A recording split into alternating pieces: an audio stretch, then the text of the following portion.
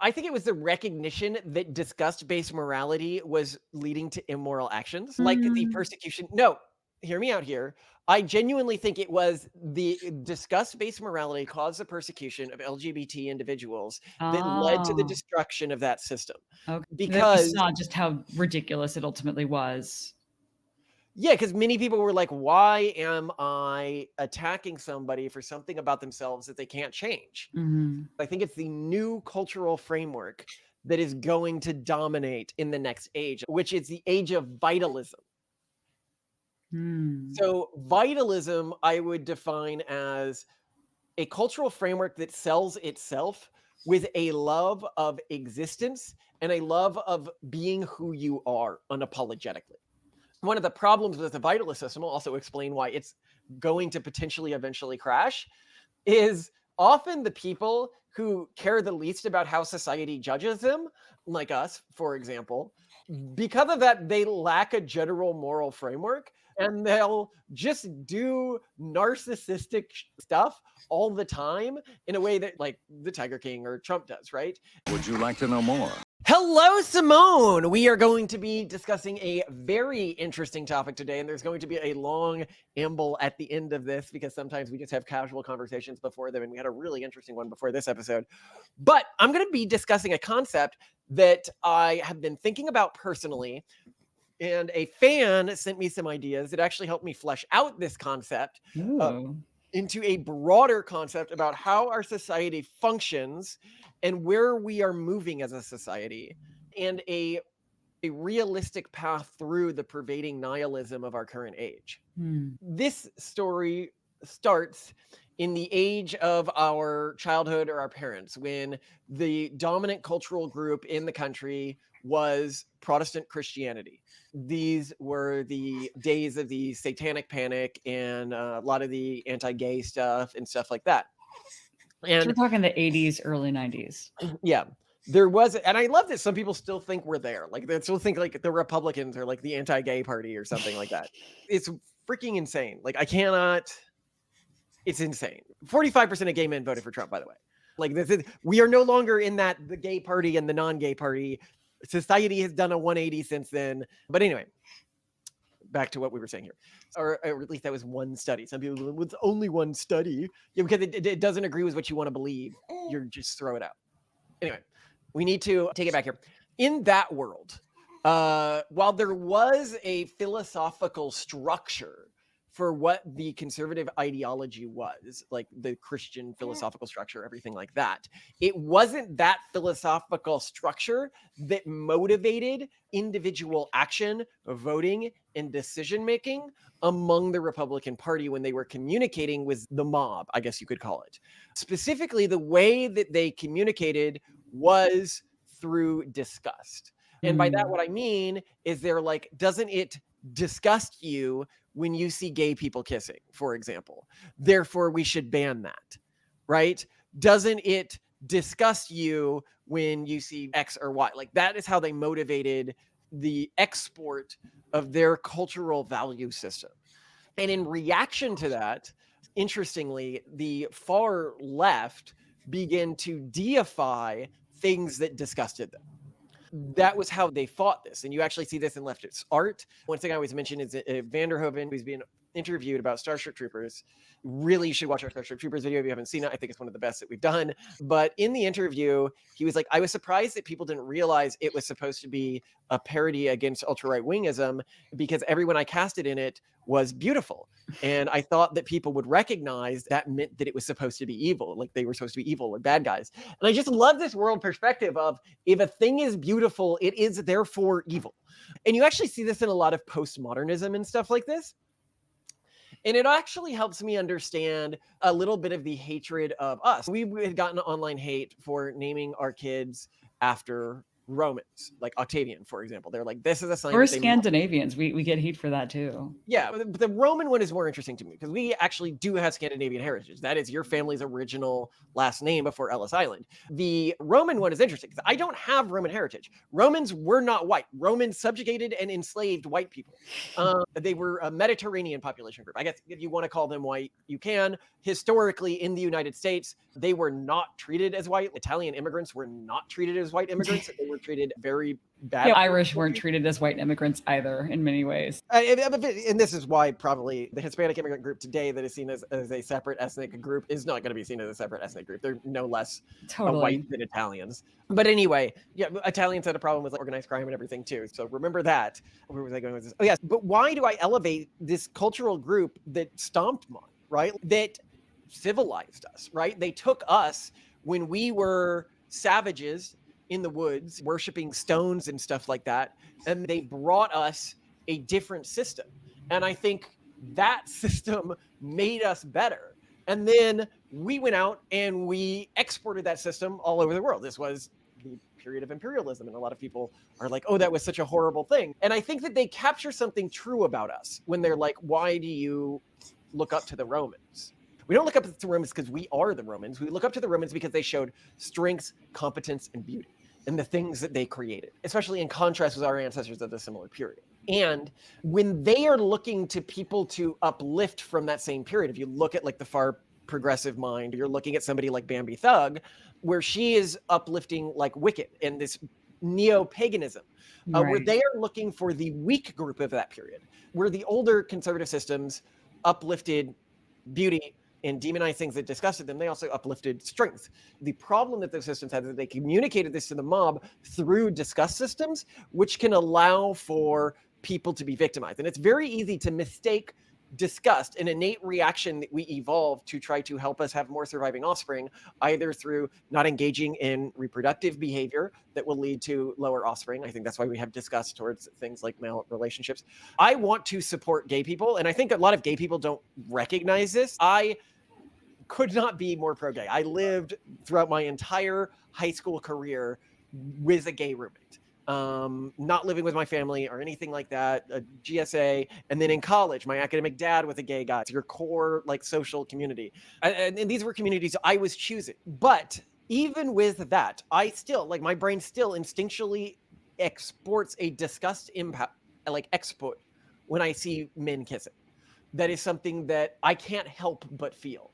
And that's just the way human sexuality works. It includes arousal and it includes disgust. And you don't get to choose what arouses you or what disgusts you. It's just it's just important that I don't confuse that with a moral intuition. And that's this is something that Christianity also was figuring out in the 80s and 90s. I think that is what Mother Teresa represented for a lot of people. Is that when you see somebody with leprosy, your average person sees them and their brain exports disgust because it's trying to get them to not interact with somebody who might be diseased. But a lot of people in these older moral frameworks confused that disgust with a lack of morality, with evil. With evil. Like they must be immoral if they are causing disgust. Yeah, or they have sinned in some way, or this is a sign of their sinful life, or depending on your religious framework, sinful past life, etc. Right? And so it's very important that our society moved past disgust as a metric for morality and immorality. But during that period, the seeds of the worst impulses of modern progressivism were sowed, which is a cultural group that in the figures in history that they worship and look to with reverence, and within modern times they worship and look to as reverence, is weakness and ugliness are seen as signs of greatness, which can seem like a very bizarre philosophy, but it makes sense if you look at where it grew, which was originally in opposition to a moral framework that was using disgust to shape things. Fair. But then we move from this disgust framework to another framework that is, I think, equally bad. And it's the framework that we're just now leaving now. And I would say this spans from late 90s through 2020 pretty much, right? Basically late 90s. Yeah, I think we're only just now seeing emerging from it. Just now emerging from it. And this is the era of cringe motivating mass action. Which is So, very different from disgust, which is though. very different from disgust. Yeah. Cringe is secondhand embarrassment. And it is embarrassment about somebody breaking social norms that they may not have recognized were social norms or something like that. Right. And this motivated during the dominance of the urban monoculture in our society, when we switched from the Christian group having control to the urban monoculture having control, this largely progressive group, they motivated mass action through cringe. Cringe in others and fear of cringe yourself. Yeah, which is why when you look at polling, for example, there are fewer people now than at least ever before in this polling that are willing to not only express their views on controversial subjects, but express their views on any subject at all. The extent to which people are afraid of criticism is off the charts now. And I think that's a product of the era of cringe, right? Yeah, well, and I think that that was the result of cringe, which now people are recognizing as bad. When you use cultural conformity as your primary method of communicating with the mob, eventually intellectually alive players are going to be like, yes, but the end state of this is everyone thinks the same, everyone acts the same, everyone's afraid of being creative or interesting.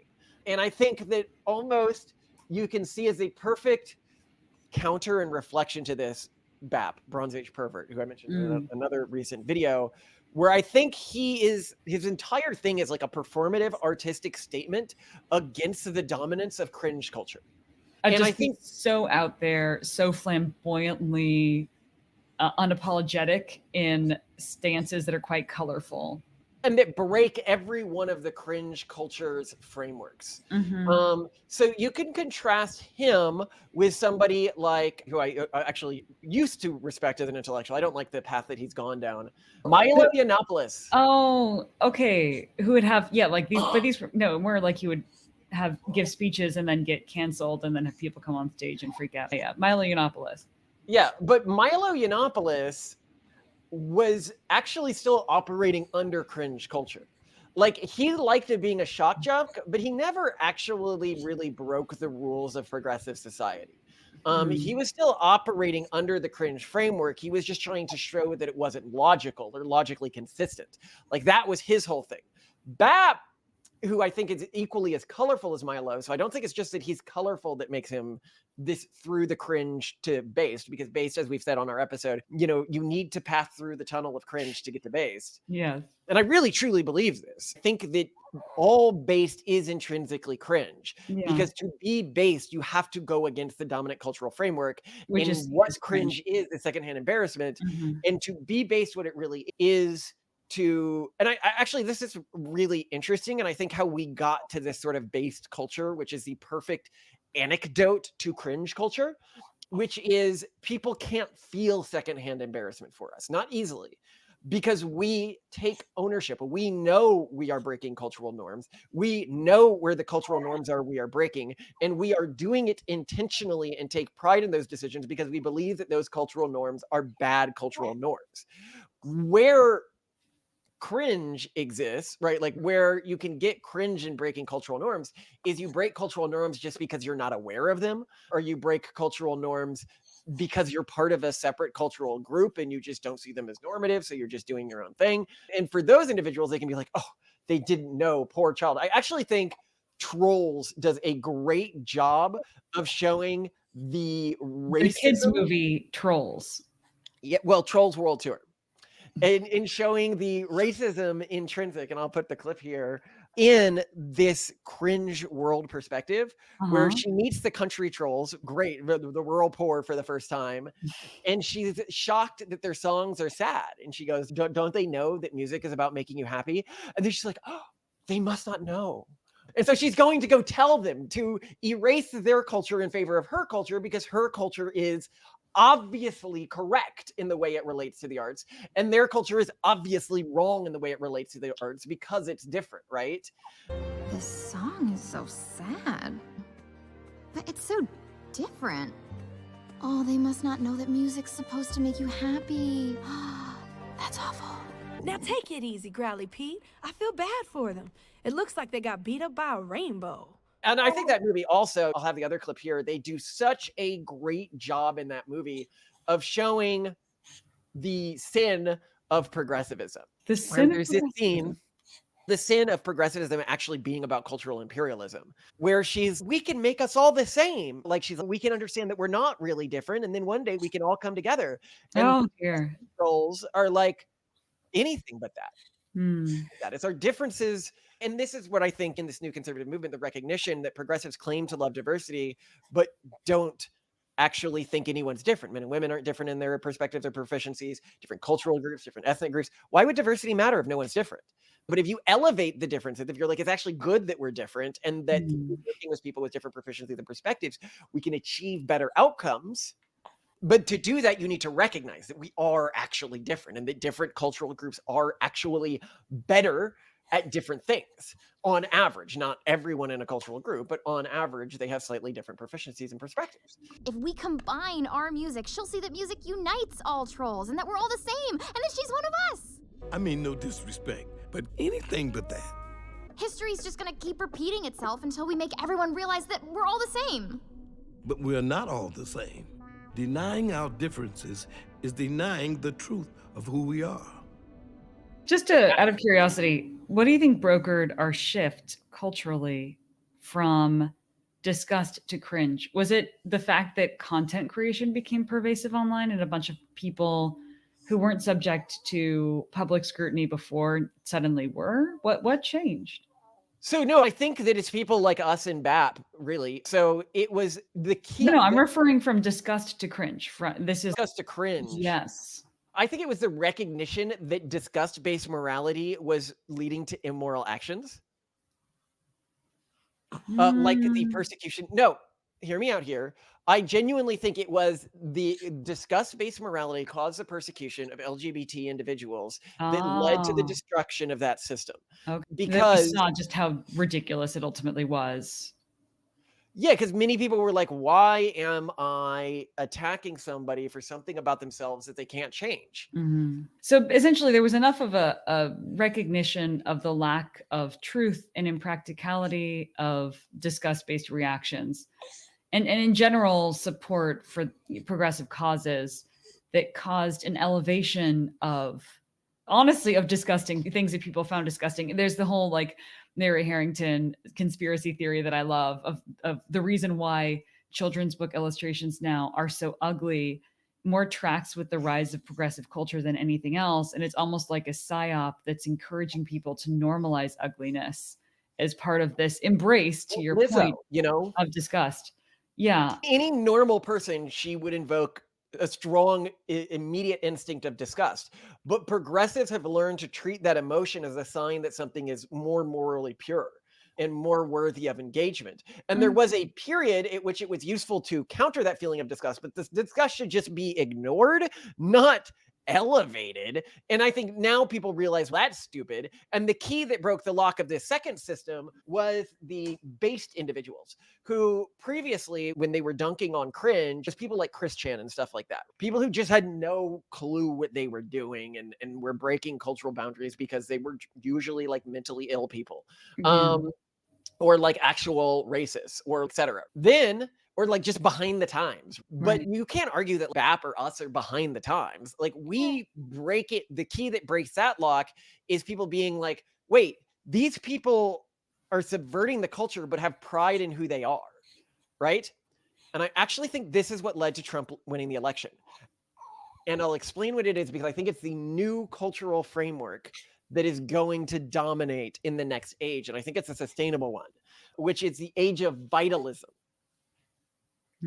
So vitalism, I would define as a cultural framework that sells itself with a love of existence and a love of being who you are unapologetically. And I think that this is where we see individuals like Tiger King exploding onto the stage. Tiger King did so well because he ignored, in the past, that is what would have been called cringe. But in our time, he knew the cultural norms he was violating. He just had perfect ownership over who he was and was proud of who he was. And even though he was a genuinely reprehensible person, that is no longer the way people relate to others. I think Trump, for example, while I think he was a good president, I think he's a morally reprehensible human being.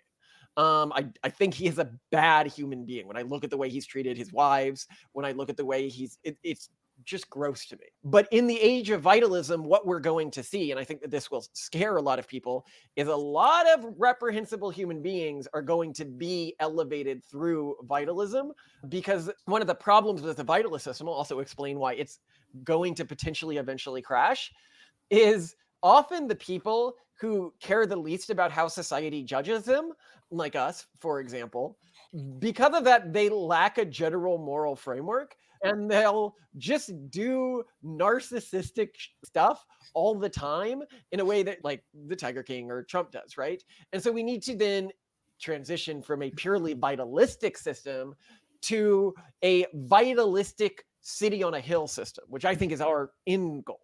Fun. The idea of we are trying to create something beautiful in the future, like this consistent striving, not that we are the city on the hill right now, but the city of the hill that will exist, in this vision of a more perfect humanity that we can strive towards. Aristotelian. Word I was looking for was immanestize the Eshton, which means in political theory and theology, to immanestize the Eshton is generally a pejorative phrase referring to attempts to bring about utopian conditions in the world and to effectively create a heaven on earth. Theologically, the belief is akin to postmillennialism, as reflected in the social gospel of the 1880s and 1930s era, as well as Protestant reform movements during the Second Great Awakening in the 1830s and 1840s, such as abolitionists. I'll add it in here, yeah. And I think it's bad to think that you're like living in that now, or that there's ever this perfect society that you can create, because that leads to things like communism and stuff like that. But I do think a moral system around an ever improving society is the way to go. And when people look at like the way that we're framing our public images, it is with this based vitalism in mind. And our end goal is president. But will I get there? I don't know. But that's where I'd like to end. Okay, sorry, I shouldn't say that's our end goal. That's like our mid goal. End goal is, I should say, we live at such an early time in human history. We haven't even lived through a period where one human ruled a planet yet. But question, Simone, what are your thoughts? I think the transition tracks. I can intuitively feel a shift from disgust to cringe. And then I also can feel that shift from cringe to based/vitalism, which I'm seeing even now. For example, I keep hearing people talk about hate following or hate subscribing to people who originally they might argue were cringe. Mm-hmm. And then after spending more time hate watching their content, and this happens with us to a certain extent because we do get emails from people about this, they at least either they actually come to see their views as being legitimate and join their side, mm-hmm. or at the very least, they start to envy the fact that they have this very vitalistic life, that they hold to their morals, they're very happy in pursuit of them, and they envy that confidence and lack of cognitive dissonance that these people who are just so confident in their lifestyles, however wrong these hate watchers find them to be, are. For example, I hear one person I follow online hate watches a bunch of Mormon influencers who live out in Miami, or not Miami, sorry, in Hawaii. And this person hates everything about their values and their lifestyle and never wants to have kids themselves, etc., but then can't stop watching these wholesome Mormon families. And then we're going to see more and more of that. And this is where the transition starts to happen, is that the more you start to question your own lifestyle and see that other people, no matter how much you disagree with them, are experiencing a level of vitalism and success and happiness that in your entire pursuit of happiness you could never achieve, it's going to get you thinking differently. And I think that's interesting. Yeah, I actually think that's a really core point, and it's why wholesome baseness was a key to always defeating cringe culture, is that cringe culture motivates individuals to watch these individuals outside their cultural framework, because that's where they're getting the satisfaction. At least I'm not like them, the secondhand embarrassment they get for them. Look at how backwards and dumb these people are.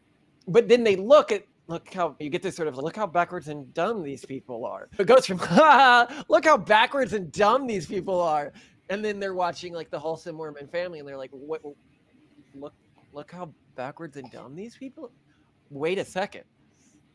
Am I the backwards and dumb one? Well, Like, what my happens community first? doesn't have their shit together. Do these people have their shit together? What Do happens they- first is they just hate them and make fun of them. Then they start to critique elements of their lifestyle. Oh, the trad lifestyle, that's not really what trad is like. These trad influencers are just showing a caricature. But then they're more like, but the trad lifestyle in general, I kind of support. Like, they have to find new reasons as to why these people are cringe that aren't actually related to their lifestyle. And I think that's where the adoption starts to take place. And it's one of our things is be so wholesome it's cringe. You know, in the way that we relate to each other and our kids and everything like that. I think one thing that was said when you were talking about this, and I think that this is a broad thing that people are going to realize because we live in a secular society now, and a lot of people are brought up secularly. They can only think of religion in this dehumanized context of like religious insane extremists instead of people who still have a spark of light in their eyes. And if you're like, what do I mean by the spark of light? Talk to an Amish person or something like that. Somebody in one of these communities where they're really true believers, and you will see this light of human dynamism in their eyes that you just don't see from these ultra woke individuals, which just look, I'd almost say like soulless when you're interacting with them. And a lot of their content feels that way. It just feels like it lacks any passion anymore. And it's that religion and faith are a choice. And that was the core thing that sort of we realized when we're putting together this faith system for our family is we made a choice to believe these things. We were just, let's try it. And I think that that's a really interesting thing about faith as a concept that people without faith don't understand, right? They think that faith is blindly believing things that don't have full evidence to support their frameworks, right? When what faith actually is making the choice to believe those things. And when you reach a moment as like a hate watcher of the wholesome Mormon group or something like that, where you're like, wait, I can just choose to be like them. The problem for a lot of people with something like Mormonism is they're like, then I have to make too many sacrifices around things that I want for logical consistency purpose and everything like that. And that's the core purpose of our tracks videos. If you haven't seen those, it's like our own religion that our family has that we're trying to put together that we'll get back to. It's one of my favorite projects, but it requires a lot of intensity in terms of mental effort to write one because I need to think about how it could be misinterpreted. If this ends up working and becomes a religion 500 years from now, how could this be misinterpreted to cause hatred or bigotry or mass negative action and stuff like that? But I'm also trying to create it as a genuine descendant of the Christian and Jewish and Muslim traditions, mostly the Christian tradition, mostly my Calvinist ancestry. And so I think of it as a form of Christianity, but it requires less, I think. You don't get the benefit of antiquity with it. So a lot of people are like, okay, antiquity. But a lot of these older religious traditions don't really have that much antiquity in the way they're currently practiced anyway. Even Judaism, right? The Kabbalah was only added about 1,000 years ago. Only about 1,000. Goodness gracious. I mean, if you look at Christian frameworks, like a lot of the Protestant beliefs, rapture are fairly new. Yeah. Debatably, but most scholars think that it's a fairly new belief. So these religions evolve all the time. And we simply see ours as but then we choose to believe things that don't make sense to people. We're like, yeah, God is real, which is interesting that we call ourselves atheists, but we believe in God. Like our Wikipedia says we're atheists, but I'm like, but I also believe in God. And people will be like, how do you square that? And I'm like, because I don't see God as supernatural.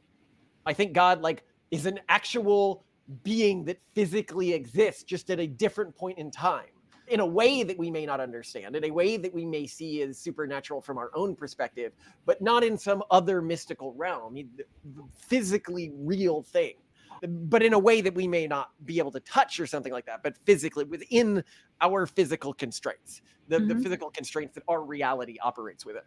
But anyway, yeah, I think there was another thing I wanted to say here. So one is belief is a choice. We just try to make that choice come with as few sacrifices as possible for broad secularists, while still motivating the core thing that religion motivates, which is austerity. I think that you don't need to make all of the individual sacrifices so long as you're making sacrifices across your entire life for the greater good and genuinely living with those sacrifices. People were so shocked. They're like, oh, they stack their kids in a barracks like behind me right here.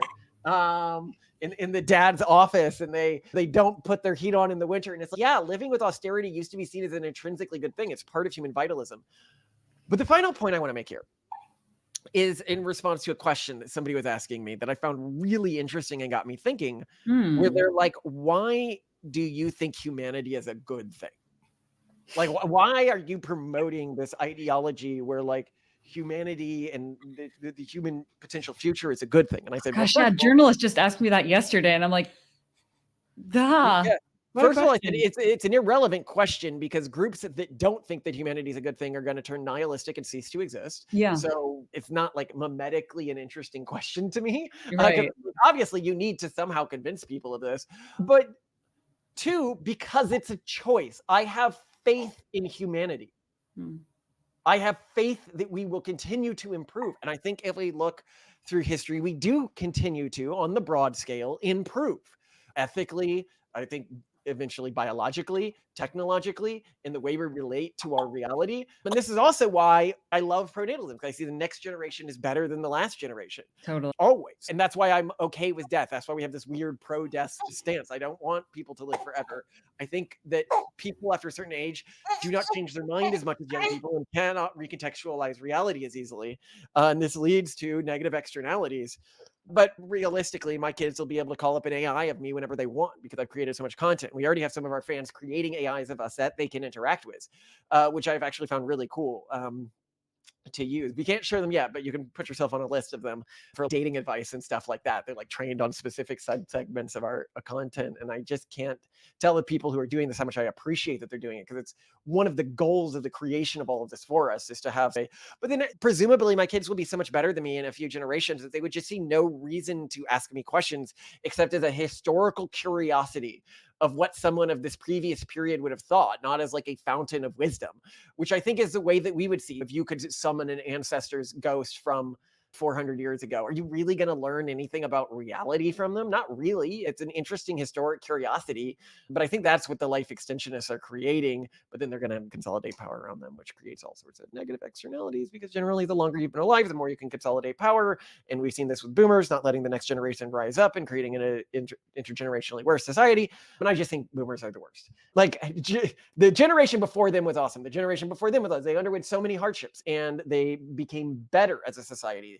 They began to really challenge some of the systemic wicked problems of society and actually begun to fix them, like racism. And then boomers are just like, let's go back. Let's become like fully racist, but this time against like white people and Jews. Like, it's wild. And it's been carried on, the mindset that started with them in some of these younger generations, but fortunately in the factions that are going to die out. So I love humanity. And I think that promoting that love and being excited to be a human and excited to be alive and excited to create humans, I hope that this can be the thing that like gets people interested in the future. People being happy with who they are rather than this constant struggle to be happy of who you are. Whether or not you're happy with who you are is a choice, and it is not one that you should always make. If you are a terrible person that needs to improve, you shouldn't work on trying to be happy with who you are. You should try to work to change yourself into somebody who deserves to be happy with who they are. I think that's why we're going to end up in a future with people who are like this, those who are nihilistic, those who can't bring themselves to imagine why humans should exist in the future aren't going to have kids, and their views won't be represented. So I think it's going to be just fine. I think what we're trying to fight for with pronatalism, though, and what's interesting to me to bring this back to the theme that you've highlighted, is that what we're trying to fight against is a return to the disgust system, because that's what a lot of the numbers look like when you look at which groups are going to continue to reproduce and what's going to happen when the woke monoculture essentially picks off anyone who's more open-minded or pluralistic from those groups. And I also want to be clear that a vitalist system is not a pro-beauty system necessarily. No, it's a pluralistic, enthusiastic, high-energy system. What you're talking about. If I could describe the difference between these two systems, there in the past were some pro-beauty systems, right? But pro-beauty systems are intrinsically, I think, over-exclusionary and overly culturally conformist around what is beautiful. I keep an eye on the time. Whereas the vitalist systems, think of them as the guy who rides into a room on a lion, dressed with an American flag, with a torch in one hand and an AR-15 in the other hand, shooting into the sky, singing the national anthem. That's what I want to be. dressed in cyber armor. I'll put on my corgi picture on the page here. Oh my God. That's what I That's want to represent. vitalism. This culture love of true Americana. Yeah, All right, it's not beautiful, it's not ugly, it's just extra. I love you, Simone. I love you too, Malcolm. Well, no, it's proud of who it is. That's Yeah. what we need, is pride in who we are, and we've stamped that out outside of specifically approved subcategories. Totally. Yeah. All right. I'll see you in the Google Meet. It's in the calendar invite. Yeah. Yeah. Okay. How are the kids this morning?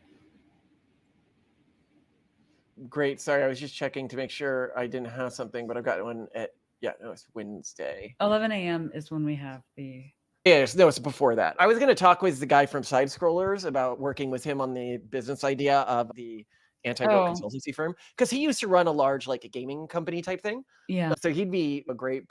I was actually thinking of reaching out to James Lindsay about doing something on this too, because I thought that could be... He seems really sane and educated, and he could be a good person to rope into an anti-woke consultancy the firm. anti-bigotry consulting dream team. Yeah, and the goal would be to fight anti-meritocratic behavior, bigotry behavior that dehumanize the specific groups.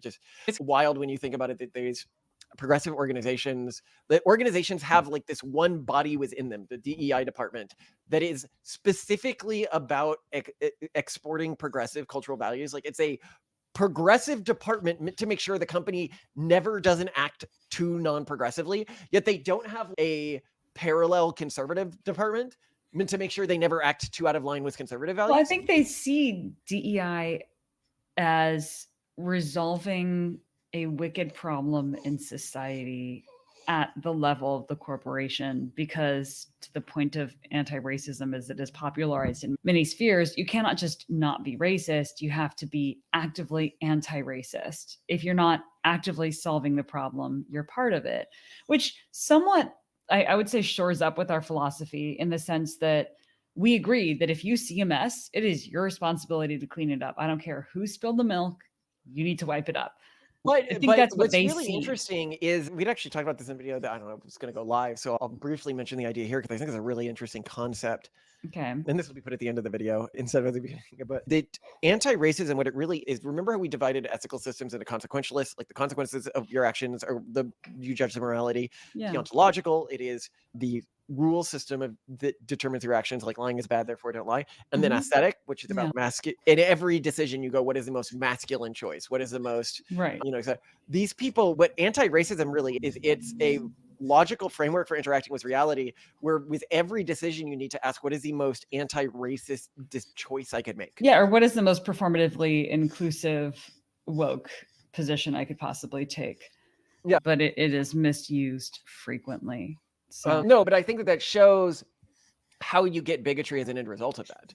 When you do not include, because you're creating a hierarchy of groups within their view of what racism is, where certain groups are more worthy of human dignity than other groups. This is actually really interesting. There was recently this scandal with a very progressive library that, after a cis white man leader retired for that library, they hired the perfect DEI, not only a very well credentialed and qualified woman to take the position, but a woman who was not white. And where things went wrong for her, and where a huge sort of campaign against her was created, I think probably started when she, let go of some underperforming employees who also didn't happen to be white, which I think shows where DEI has gone wrong, which is that true DEI, which is what this woman was practicing, is, when they were looking for someone who's qualified, they chose to hire someone who also brought in a more diverse perspective. But then when she actually focused on the outcome and mission of the organization over performative preferential treatment for groups that have historically been discriminated against, then she was defenestrated. Yeah, so it's just bigotry. Yeah. But hold on a second, I gotta get something.